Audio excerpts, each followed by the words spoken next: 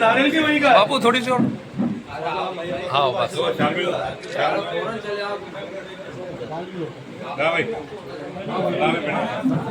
अरे तुम जितना खड़ा होगा खड़े हो जाओ।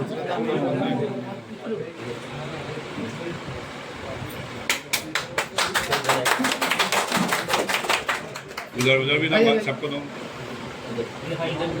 उधर भी दो, एक और दो, एक और। अरे वो कहाँ गए? इधर आओ, आप डालो यार। राहुल गांधी अरे आप हाँ आराम से। मैं भाजपा में नगर परिषद अध्यक्ष रही हूँ, लेकिन वहाँ मेरे ऊपर इतना दबाव रहा था कि मैं तो पार्षदों से खुलकर मिल पाती नहीं थी और न ही जनता से अपनी बात कर पाती थी। इस वजह से नगर के विकास के कई काम अधूरे रह गए हैं। आज मैंने कांग्रेस पार्टी की सदस्य लेकर एक नया संकल्प लिया।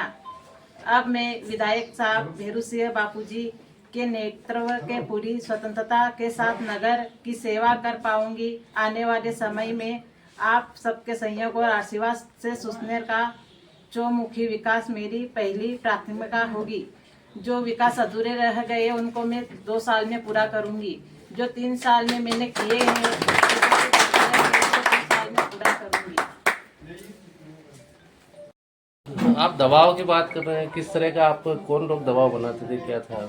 मुझे पार्षदों ने चुना था कि आप नगर के लिए मुझे अध्यक्ष बनाया था, लेकिन मेरा साथ वो नहीं दे पा रहे। मुझे अलग कर दिया, वो सभी साथ में रहे 12 पार्षद और मुझे अकेला छोड़ दिया था। बीजेपी के जो नेता है वही लोग दबाव बना रहे थे? हाँ, बीजेपी के नेता वही लोग मुझे दबाव बना रहे थे, खुल के नहीं जीने दे रहे थे। नहीं भाई, शायद मुझे नहीं लगता है कि हमारे इस कांग्रेस परिवार में इससे बड़ा वरिष्ठ है। आरोप सब इनने लगाया, मैं भूमि पे आ रहा हूँ, वो आप उनसे भी बात कर सकते हैं इस मामले में। उनने भी मुझे बताया कि बापू, मैंने जब इनसे बात करी परसों रीवा से, तो इनका ये कहना था कि बापू जो हो रहा है वो गलत हो रहा है। क्या हुआ कि एक महिला के साथ में जिस तरीके से जो आज सुसनेर के अंदर, और ये खुद गए साथ में, तो मैंने कहा आप क्यों गए? तो उन्होंने कहा बापू क्या करें, हमारी भी नहीं सुनी गई। लेकिन माननीय वल्लभ जी से जब इनकी बात हुई कि आपकी क्यों नहीं सुनी गई, अब गहराइयों तक गए, तो वो तो आज अगर ये नहीं आएंगे, इनकी वजह दूसरे भी आएंगे तो भी नहीं सुनेंगे। भाई आएंगे दूसरे भी, वो तो मोहरे बन के रहेंगे। तो इससे अच्छा क्यों नहीं नगर हित के अंदर हम इनको स्वतंत्र कर दें। ये माननीय हमारे पार्षद जी का खुद का निवेदन था कि क्यों नहीं हम नगर हित में इनको स्वतंत्र कर दें।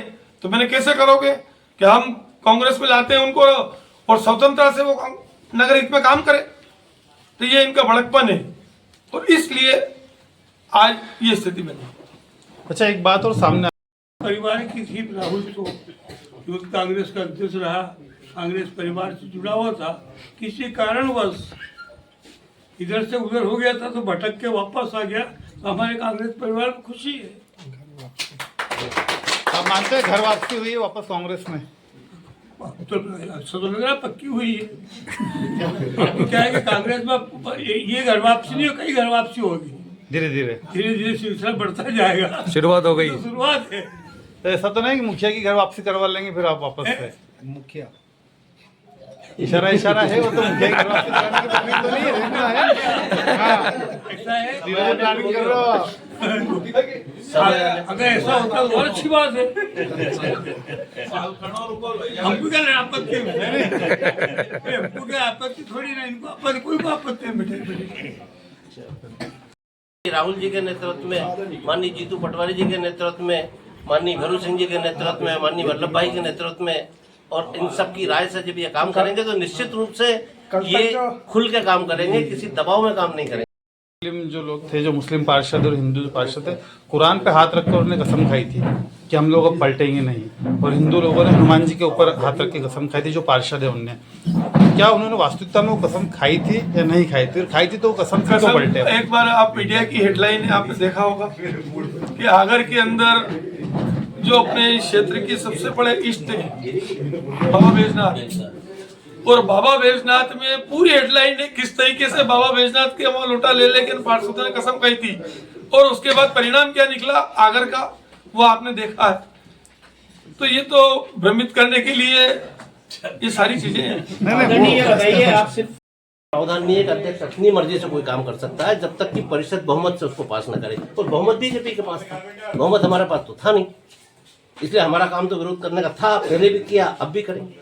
अभी सवाल केवल एक है खाली कि वो जो भ्रष्टाचार के आरोप आपके चारों पार्षदों ने लगाए थे ना, वो भ्रष्टाचार का आरोप अध्यक्ष अकेले को नहीं है, वो भ्रष्टाचार का आरोप पूरी परिषद पर है। मेरा सवाल इतना सा है अध्यक्ष को नहीं कि है, वो आरोप आज जिंदा है कि पलट गए, ये उससे बस सवाल ये है, वो और कुछ जिंदा नहीं। है। थाने में आवेदन करने कांग्रेस पार्षद भी गए थे। जिम्मेदार है उसके लिए, अध्यक्ष जिम्मेदार हो ऐसा नहीं है। प्रेस वार्ता बुला कल की प्रेस वार्ता में अध्यक्ष पे आरोप लगाए थे। कल की प्रेस वार्ता में अध्यक्ष पे आरोप लगाए थे। प्रावधान नहीं है कि 24 घंटे कर सके। थाने में आवेदन करने में कांग्रेस पार्षद ही गए थे। वो तो हमारा विपक्ष का रोल था। एक चीज हम दोनों ने बोली है कि वो देखो मोहरा थे ठीक है। और वो सारी चीजें उनको भी मालूम नहीं कि कैसे हुआ, और कोर्ट का निर्णय है अगर उनके ऊपर कोई आरोप लगे हैं तो हम उनके साथ में खड़े रहकर और कोर्ट के साथ में उसका सबूत देंगे, और अगर वो दोषी हैं एक तो उदाहरण नगर के सामने आए। उदाहरण देखो विपक्ष का काम है हमेशा विरोध करना और जनता के हित में